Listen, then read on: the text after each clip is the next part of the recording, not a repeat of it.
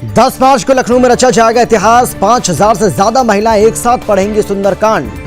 सत्य सनातन नारी शक्ति संगठन करा रहा है आयोजन। देश के कई गणमान्य लोग होंगे शामिल।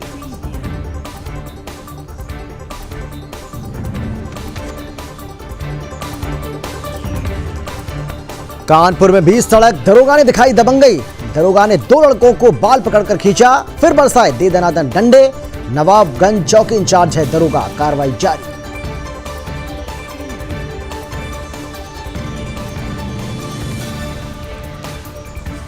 शामली में रविदास जयंती पर शोभा यात्रा निकालने से रोका। ग्रामीणों ने दी मुस्लिम धर्म अपनाने की चेतावनी। ग्रामीणों ने किया धरना प्रदर्शन। सीओ ने लिया संज्ञान। धरना हुआ समाप्त।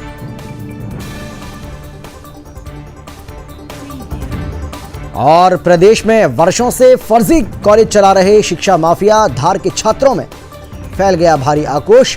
कॉलेज प्रबंधन के विरुद्ध सख्त कार्रवाई की मांग।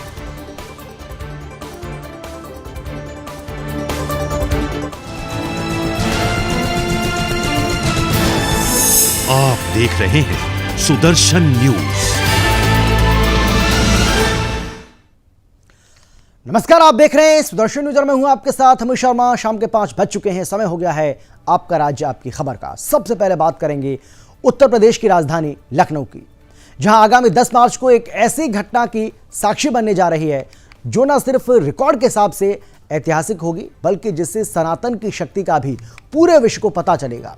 दरअसल आगामी 10 मार्च को लखनऊ के झूलेलाल वाटिका में एक साथ 5000 से ज्यादा महिलाएं एकत्रित होकर सुंदरकांड का पाठ करेंगी। इस कार्यक्रम को सत्य सनातन नारी संगठन की तरफ से आयोजित किया जा रहा है। वहीं सनातन नारी संगठन की अध्यक्षा सपना गोयल से बात की है हमारे सहयोगी रजत मिश्रा ने। किस तरीके से होगा यह कार्यक्रम और क्या है इस कार्यक्रम की तैयारी, इसको लेकर उन्होंने बातचीत की है। जरा आप भी सुनिए।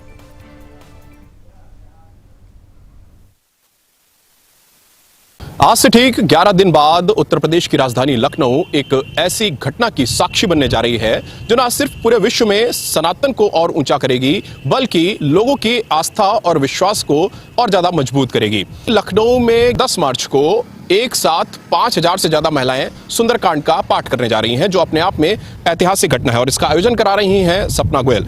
सपना गोयल जी, क्या है पूरा आयोजन? जरा एक बार डिटेलिंग में थोड़ा सा बताइए कि किस तरीके से पूरा आयोजन होने वाला है। देवों द्वारा निर्मित भारतवर्ष को अपनी आध्यात्मिक पहचान दिलाने के लिए हम मातृ शक्ति को एकत्र कर रहे हैं। हम सत्य सनातन नारी शक्ति लोक की स्थापना करके सभी धर्मनिष्ठ महिलाओं को एकत्र करके हर मंगलवार को हर हिंदू अपने निकटतम मंदिर से जुड़े और सुंदरकांड करे। ये ऐसा हमारा लक्ष्य है। इसी उद्देश्य को लेकर हम लखनऊ से शुरुआत कर रहे हैं कि लखनऊ को अपना प्राचीन नाम मिले, जो पहले लक्ष्मणपुरी के नाम से जाना जाता था।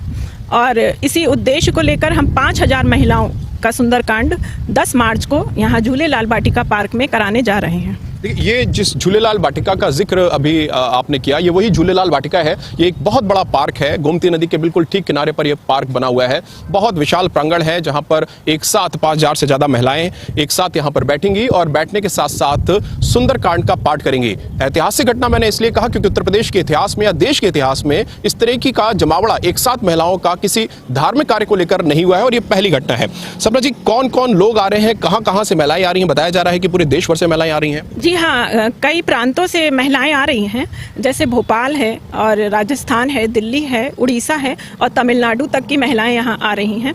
और कई जिलों से महिलाएं आ रही हैं जहाँ पर हमारे सुंदरकांड का महाअभियान शुरू हो चुका है। ये इस तरीके का पहला आयोजन है, अगर मैं गलत नहीं हूँ तो? हाँ जी, ये पहला आयोजन है और इसीलिए ये स्थापित किया जा रहा है कि जन जन तक हमारी बात पहुंचे कि हर हिंदू हर मंगलवार को अपने निकटतम मंदिर से जुड़े और सुंदरकांड करे। एक परिवर्तन आए समाज में। और क्योंकि भारतवर्ष हमारा संतों की भूमि है, हमारे देवों की भूमि है और इसे अपनी आध्यात्मिक पहचान दिलाने के लिए हमें समाज में एक नियम बनाना ही होगा और तपस्या करनी ही होगी। कौन कौन विशेष लोग हैं जो इस कार्यक्रम में शामिल होंगे? हमने कई संघ के कई लोगों को बुलाया है जो कि उच्च पद पर हैं। और बाकी हमारे केशव मौर्य जी हैं और ब्रजेश पाठक जी हैं, दिनेश शर्मा जी हैं और ये सभी आ रहे हैं। और मेयर हैं, यहाँ की महापौर हैं सुषमा खरकवाल जी, वो भी आ रहे हैं और योगी जी भी आ रहे हैं। क्या परिवर्तन आप एक्सपेक्ट कर रही हैं, उम्मीद किस तरीके की है आपको इससे? हाँ, देखिए, जब महिलाएं शुरू से ही आदि शक्ति कही गई हैं और महिलाओं ने समय समय पर अपना परिचय दिया है, भारतीय महिला की अपनी पहचान है, इसलिए महिलाएं अब धर्म की सेवा के लिए आ चुकी हैं सामने और भारतवर्ष में एक भक्त की पुकार के साथ वो अपना पहचान बनाना चाहती हैं कि जिस तरह से जामवंत जी ने हनुमान जी को याद दिलाया उनकी पावर, इसी तरह महिलाएं अब अपनी शक्तियों को पहचान रही हैं और अपने धर्म की रक्षा के लिए आगे आ गई हैं। महिलाएं सामान्य तौर पर आदिशक्ति की पूजा करती हैं, लेकिन आप लोग सुंदरकांड का पाठ करने जा रही हैं, हनुमान जी की पूजा करने जा रही हैं, तो इसके पीछे कोई विशेष मोटिव है? बिल्कुल, देखिए, राम जी स्वयं ऋणी रहे हनुमान जी के, और क्योंकि ये कलयुग है और राम नाम ही जो है मुख्य है और राम नाम ही सब कुछ है, तो हमें हनुमान जी की शरण में तो जाना ही है, क्योंकि सुंदरकांड में साफ बताया गया है कि संकटों का नाश हमारे सुंदरकांड से ही होगा और हमारे कार्य भी सिद्ध हनुमान जी ही करेंगे। आयोजन का प्रारूप क्या होगा, कितने बजे आयोजन शुरू होगा और जो लोग बाहर से आ रहे हैं वो यहाँ तक कैसे पहुँचेंगे? महिलाएं तो सुबह से ही आना शुरू हो जाएंगी 11 बजे से, लेकिन हमारा सुंदरकांड जो है वो पंकज मिश्रा जी द्वारा उनके आह्वान में 5000 महिलाएं सुंदरकांड करेंगी, जो कि 1 बजे से शुरू हो जाएगा और 4 बजे हमारी आरती होगी। शुरुआत गणेश वंदना से होगी और स्तुति होगी, मंगलाचरण होगा और उसके बाद कुछ कल्चर प्रोग्राम्स होंगे और फिर समापन होगा और भंडारा भी होगा। तो आप थी सत्य सनातन नारी संगठन की अध्यक्षा सपना गोयल। कैमरा पर्सन सुशील अवस्थी के साथ रजत मिश्रा, सुदर्शन न्यूज, लखनऊ। और अब खबर है यूपी के मेरठ से, जहां गायत्री परिवार 51 कुंडीय गायत्री महायज्ञ का आयोजन करने जा रहा है। और यह आयोजन शांति कुंज हरिद्वार द्वारा मेरठ रोहटा रोड पर 2 मार्च से 5 मार्च तक किया जाएगा। वहीं प्रेस वार्ता में जिला प्रवक्ता दुष्यंत रोहटा ने बताया कि 51 कुंडीय गायत्री महायज्ञ के माध्यम से शांति कुंज हरिद्वार के संस्थापक वेद मूर्ति तपोनिष्ठ पंडित श्रीराम शर्मा आचार्य एवं माता भगवती देवी शर्मा के तत्वाधान में मनुष्य में देवत्व का जागरण एवं धरती पर स्वर्ग का अवतरण मिशन का मूल उद्देश्य को पूरा करना है। गायत्री महायज्ञ में सभी 16 संस्कार जैसे दीक्षा संस्कार, पुंसवन संस्कार, नामकरण संस्कार, मुंडन संस्कार, विद्यारंभ संस्कार, जन्म दिवस, विवाह दिवस, यज्ञोपवीत संस्कार आदि संस्कार प्रतिदिन निःशुल्क कराए जाएंगे और यज्ञ के माध्यम से रोजाना हजारों लोगों को नशे से दूर रहने का संकल्प भी दिलाया जाएगा। समय समय पर शांति कुंज हरिद्वार की ओर से कार्यक्रमों की श्रृंखला में 2 मार्च को सुबह सर्वप्रथम यज्ञ स्थल से विशाल भव्य कलश यात्रा निकाली जाएगी और कलश यात्रा यज्ञ स्थल से शुरू होकर रोहटा रोड रेलवे ओवरब्रिज से चलकर वापस सरस्वती विहार, गोलाबड़, गगन विहार, नंद विहार आदि जगहों पर होती हुई यज्ञ स्थल पर पहुंचेगी। वहीं कलश यात्रा में लगभग 1100 भक्त बहनें सर पर कलश रखकर धारण करके चलेंगी और कलश यात्रा में गायत्री माता, भारत माता, रानी लक्ष्मीबाई, पर्यावरण सुरक्षा आंदोलन, नारी शक्ति आंदोलन, महाकाल, शिव भगवान आदि झांकियां निकाली जाएंगी।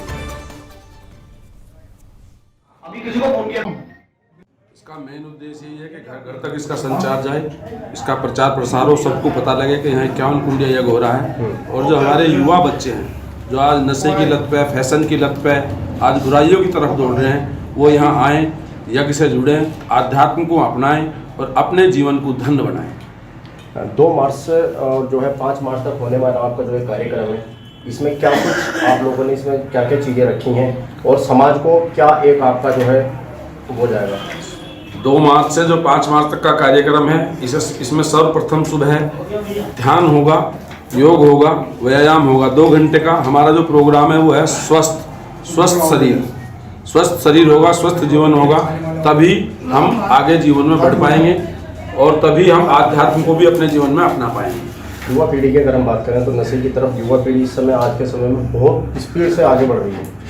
युवा पीढ़ी जो नशे के तरफ आगे बढ़ रही है, इसीलिए हम युवा पीढ़ी को यज्ञ से जोड़ रहे हैं और गुरुदेव ने जो साहित्य लिखा है उससे जोड़ने हैं। और हमारी रैली में भी व्यसन मुक्ति मतलब उसकी झांकी निकलेंगी। और एक जो हमारे 7 आंदोलन में है उसमें एक आंदोलन है व्यसन मुक्ति आंदोलन। हम युवाओं के पास जाते हैं, युवाओं को ट्रेनिंग देते हैं, 9 दिन का शांति कुंज में कोर्स कराते हैं। जिनका 9 दिन में नहीं होता उनका 1 महीने में कराते हैं और हजारों लोगों का नशा केवल जनपद मेरठ से प्रतिवर्ष हम छुड़ाते हैं। यूपी के कानपुर से 2 लड़कों की पिटाई करके एक दरोगा का वीडियो वायरल हो रहा है। बताया जा रहा है कि 2 युवक आपस में लड़ाई कर रहे थे, तभी नवाबगंज चौकी के इंचार्ज वहां पहुंचे और दोनों लड़कों की डंडे से पिटाई शुरू कर दी। इस बीच किसी ने इस वाकये को कैमरे में कैद कर सोशल मीडिया पर वायरल कर दिया। वीडियो में एक दरोगा 2 युवकों के बीच सड़क पर बाल खींचते हुए डंडे से जमकर पिटाई करता दिख रहा है। युवकों का क्या कसूर है ये स्पष्ट नहीं हो पाया है। बताया जा रहा है कि दोनों लड़कों के बीच किसी बात को लेकर विवाद हो रहा था। इस बीच दरोगा साहब वहां पर पहुंच गए और दे दनादे युवकों पर डंडा बरसाने लगे। वहीं दरोगा की पहचान नवाबगंज चौकी के इंचार्ज सुरेंद्र सिंह के रूप में हुई है। वायरल वीडियो का संज्ञान लेते हुए डीसीपी आरएस गौतम ने कहा है कि इस मामले की जांच की जाएगी, आखिर किन वजहों से दरोगा ने दोनों लड़कों की पिटाई की है। और एसीपी कर्नल गंज महेश कुमार को जांच सौंपी गई है। जो भी तथ्य सामने आएगा उस पर कार्रवाई जरूर की जाएगी। गंज का एक माह पुराना जो है वीडियो है, जिसके संबंध में जानकारी की गई तो बताया गया कि 2 पक्ष ड्रिंक करके आपस में लड़ झगड़ रहे थे।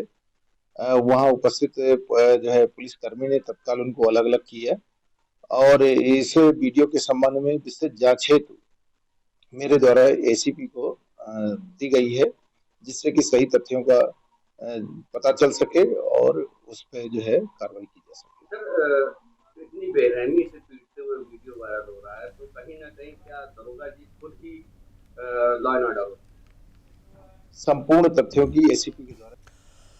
ब्रेक के बाद एक बार फिर से आपका स्वागत है और अब खबर है यूपी के शामली से, जहां बाबरी थाना क्षेत्र के गांव रायपुर में अनुसूचित जाति के लोगों ने संत रविदास की जयंती के उपलक्ष्य में शोभा यात्रा न निकालने पर मुस्लिम धर्म अपनाने की चेतावनी दे दी और समाज के लोगों ने ग्राम पंचायत सचिवालय के बाहर धरना दिया। 3 घंटे बाद सीओ ने अनुमति लेकर शोभा यात्रा निकालने के आश्वासन पर धरना समाप्त हुआ। दरअसल गांव रायपुर में संत शिरोमणि रविदास जयंती पर 24 फरवरी को शोभा यात्रा निकाली जा रही थी। इसकी जानकारी मिलने पर बाबरी पुलिस ने बिना अनुमति के शोभा यात्रा निकाले जाने पर रोक लगा दी। समाज के लोगों का कहना था कि वो पिछले कई सालों से शोभा यात्रा निकाल रहे हैं, लेकिन इस बार पुलिस ने शोभा यात्रा को रोक दिया। उन्होंने 29 फरवरी को शोभा यात्रा निकालने की घोषणा करते हुए चेतावनी दी कि अगर इस बार भी उनकी शोभा यात्रा को रोका गया तो वो धर्म परिवर्तन कर मुस्लिम धर्म अपना लेंगे।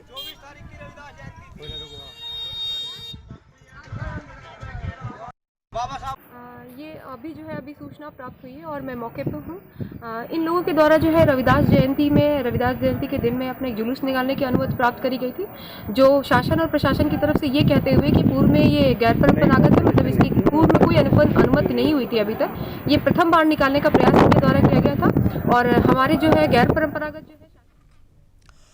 खबर है राजस्थान के 12 जिले से, जहां पर आपको बता दें कि 12 जिले की छबड़ा तहसील से खबर आपको बता रहे हैं, जहां सुदर्शन न्यूज के संवाददाता पंकज त्रिवेदी की जमीन पर स्थानीय प्रशासन की गिद्ध नजर देखने को मिल रही है। जहां का स्थानीय प्रशासन और स्थानीय विधायक की मिलीभगत के चलते षड्यंत्रकारियों द्वारा पंकज त्रिवेदी की जमीन को हड़पने का प्रयास किया जा रहा है। आपको बता दें कि इससे पहले भी इस खबर को सुदर्शन न्यूज ने प्राथमिकता से दिखाया था, लेकिन खबर के बाद भी पंकज त्रिवेदी को अपनी ही जमीन की एनओसी और निर्माण स्वीकृति तक नगर प्रशासन से नहीं मिल पा रहा है, जो कि स्थानीय प्रशासन पर कई सवाल निशान भी खड़े कर रहा है। क्या है ये पूरा मामला, आइए आपको सुनवाते हैं।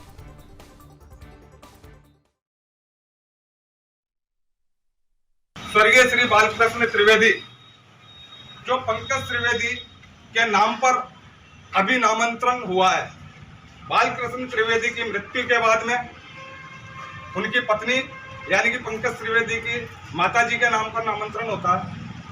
माताजी की स्वर्गवास के बाद में पंकज त्रिवेदी के नाम पे नामांतरण होता है। उसका 42-50 का नामांतरण इस जगह से लेके ये यहाँ तक इसका नामांतरण हुआ है। नामांतरण रसीद है, निर्माण स्वीकृति है, सब कुछ मेरे पास मौजूद है।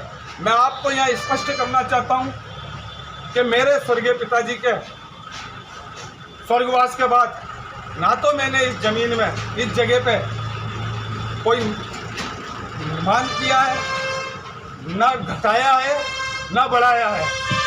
मेरे पिताजी जिस कंडीशन में इस प्रॉपर्टी को छोड़ के गए हैं वो वैसी की वैसी ही है, मगर षड्यंत्र पूर्वक एक जाल बिछाया जाता है सच्चाई को दबाने के लिए। स्थानीय प्रशासन